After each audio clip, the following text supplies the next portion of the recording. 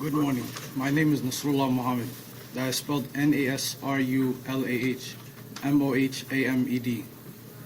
I'm the manager at Nokomis Daycare Center, and today I want to talk about what happened yesterday. Yesterday morning, I was called by the owner because unfortunately someone came in to our daycare. The cleaner called the owner and told him what happened and the vandalism that happened. The owner called us. Me and another manager came into the scene around 6 a.m. We looked and saw what happened, and we saw that the suspect came in from the back, broke in from the back kitchen, and he also destroyed the wall to come in. As he came in, he broke a door from the wall from Family Dollar from the side. He couldn't, unfortunately, we don't know if that he went in or not, but we saw that it was damaged. As we walked around the daycare, we saw that our office doors was broken into as well. We saw that, unfortunately, there was important documentation, enrollment of the children, and also employee documentation that was gone. There were also checkbooks that were ripped from check papers that were ripped from our book. This is devastating news, and we don't know why this is targeting our Somali community, as one video made by a specific individual made this all happen. We've been receiving hateful messages through our voice notes threatening us since the past couple of days, including one that happened yesterday morning after the break-in. This is frightening and exhausting because this is happening to us Somali communities as Somali Americans. We are supposed to stand with each other and help each other through everything that's happening. This is also sad that a video can cause all of this. I want to say that there are hundreds of daycares out there, Somali daycares that are out there, and we all help our children and everyone in our community. We have high quality daycares, and this is very sad news that one individual who made a false claim about fraud that is happening in the daycares engaged everyone else to come and do this to us. We are not a part of any harmful things that are being said.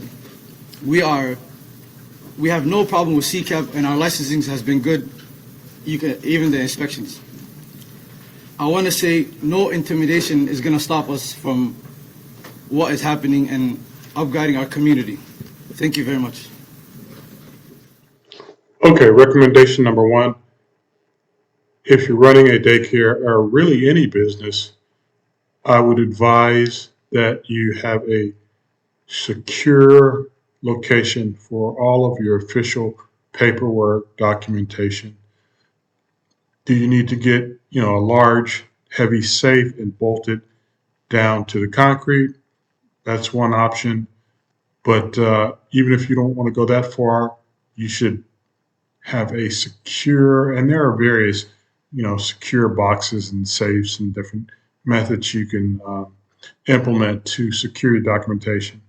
The second thing, beyond securing your physical documentation, it's very easy and very economical nowadays to digitize your important documentation, send it up to the cloud, so that perchance your documentation is destroyed, stolen, whatever.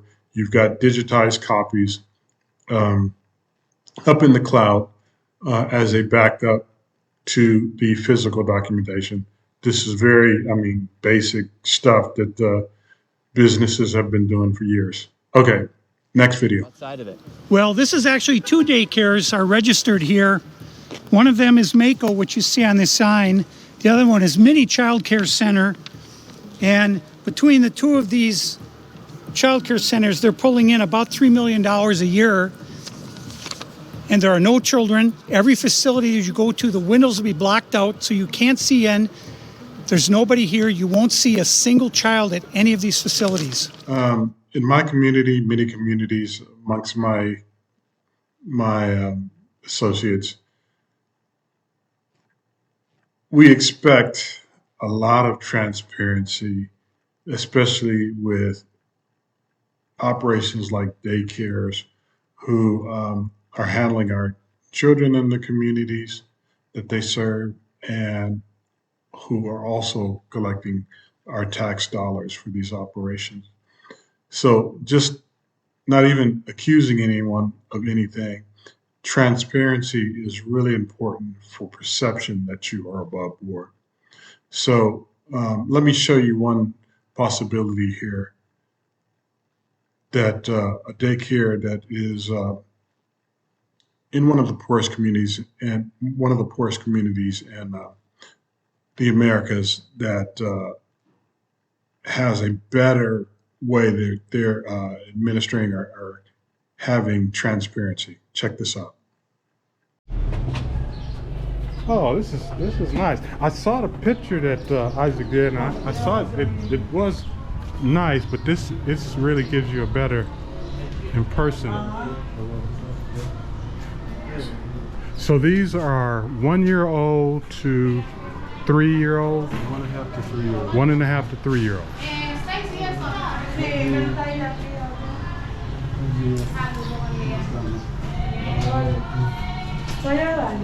Ah. So what's the freezer for?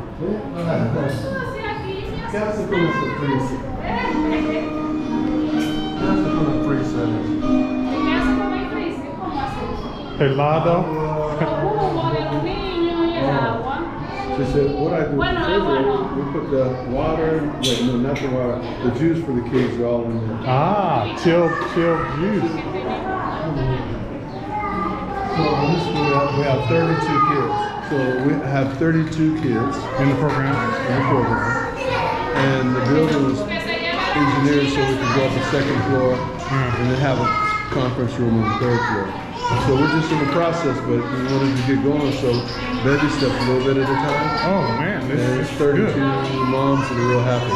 And so the first floor can accommodate the 32, and you work on the second floor to conference room. Great. 32 more. Yeah. Great. Hey, daughter, I got a neat story. I have to tell you, you gotta remind me. See the kids in here? 2 años. Have you had what Mother's Day? So when does Mother's Day happen here? El Día de Madre es la próxima semana, ¿verdad? ¿Perdón? El Día de Madre es la otra semana. Sí, exacto. 28. El 30. Oh, O sea, 30. dice 20, pero se celebra el 28. So it's on 29. the 30th of this month. Oh, so it's different than the U.S. Empezamos a hacer una actividad. Okay, so what you saw is children playing in a children's program. It's being administered by a nonprofit organization. Now, perchance that for whatever reason you can't do like the example I just showed, so that people can, especially parents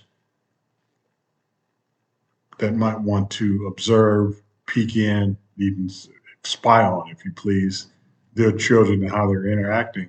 There are other solutions that are better than blacking out windows. Hopefully you can see the window behind me, and I have windows much larger than that in this this house that I built, a very large custom house, that are a better solution than blacked out windows. Because really, blacked out windows makes it look almost like, where I'm from, weed grow operations black out the windows and that kind of thing. It's just not a good look. Do you mind kind of elaborating how many children consume Nokomis and how long you all have been in operation, just like to paint a picture of?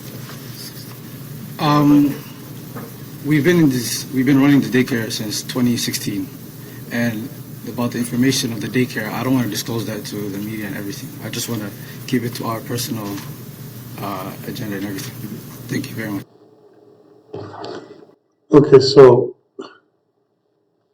this gentleman who's representing this daycare, and I've kind of seen this in other video that the independent journalist Nick Shirley did. They seem to be representatives or people affiliated with these daycares, at least some of them, seem to be elusive or not wanting to say how many children specifically that they're serving. I'm not sure why that is such a secret. Um, if you're going to be the representative of these daycares and communicating with the press, with the public, you need to really, get it together. I suggest you get it together, all the information that you're willing to give, and how many children you're serving. I'm not sure that, well, that's not one of the things you can share. And, have ready answers for all the things that you're willing to share, and be very open and give as much information as you can without risking anyone's safety and security.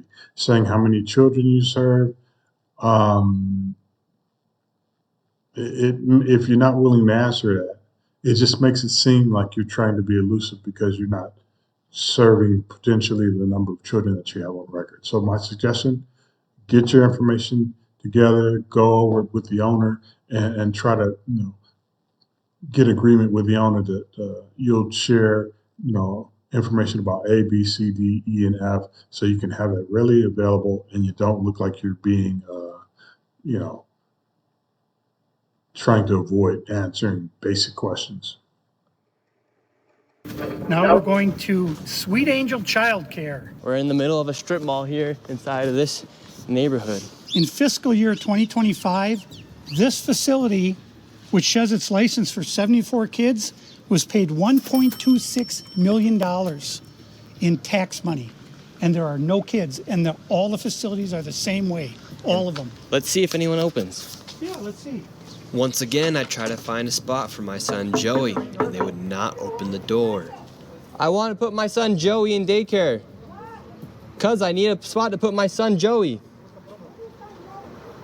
Yes. Is this your daycare center? No, I work there. What's happened? I just want to put a child in daycare, but all the daycare centers seem to be closed. No one's opening the doors. You work here? I was, yeah. What's happened? Where are the kids? Yeah? It says it's licensed for 74 children. Right here, state of Minnesota. Where are the kids? They got paid $1.26 million in fiscal year 2025. It says they have a capacity for 74 children. When? Where are the kids? Right here. State of Minnesota website. You work here and you don't know? I don't know. I was there before. I don't know what's going on. Were there any kids when you worked here? He's there. Kids there. What's How happened? many? I don't know. You don't know? Yeah. You worked here. Okay, well then you're not of any help. Can I put my son in a daycare here? No, I don't know. Can I speak to someone? No, I don't know. No? Yeah, I would like to see if I can put my son Joey here. Who's your son, Joey? My son Joey. Can I check out daycare center? No! You're a liar. I'm the owner. Do you put your kid here in this daycare? No. There is one child in there. Yeah, I'd like to know if this is a legit business. Me, I'm scared of you too. How come I explain you everything? You're scared of me? Yeah. Why? Because of your curry. Because of my color. You said you're scared of me because of my color. Does that make you a racist? Yeah, no. But no. you said you're scared of me because of my color. I'm not saying you're racist. You said you're scared of me because of my color. That makes you a racist. So right now, This is my they're all tax getting money. mad because he's showing the I paperwork don't of know this that. business being registered as a business. 74 children, I've no lived my children. whole life We here. saw one child when the lady opened up the door. So now where did they're this all money getting mad. go? What was this money spent? Okay, so here's the last maybe two suggestions I'm going to make for daycares to avoid being viewed as a fraud or a scam.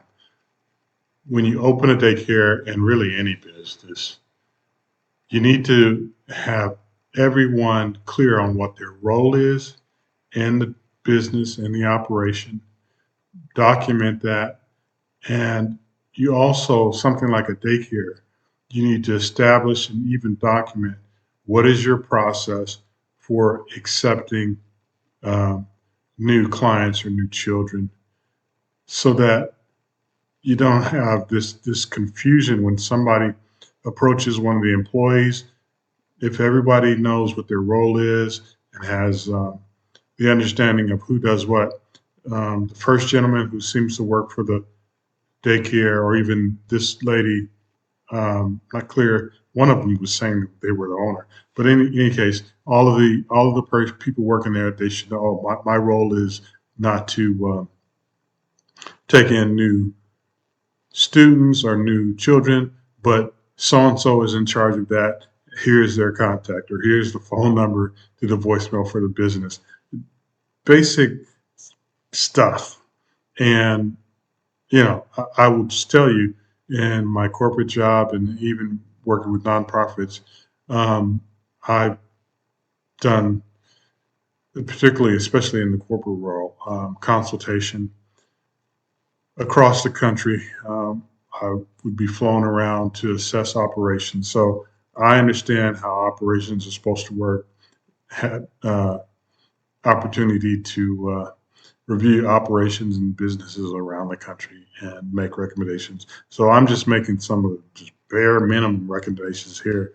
They should establish who's got what role, and have all of the contacts distributed amongst employees so that if somebody approaches them for something that's not their responsibility, they can at least, especially with daycare, they can at least get a potential client to the right person.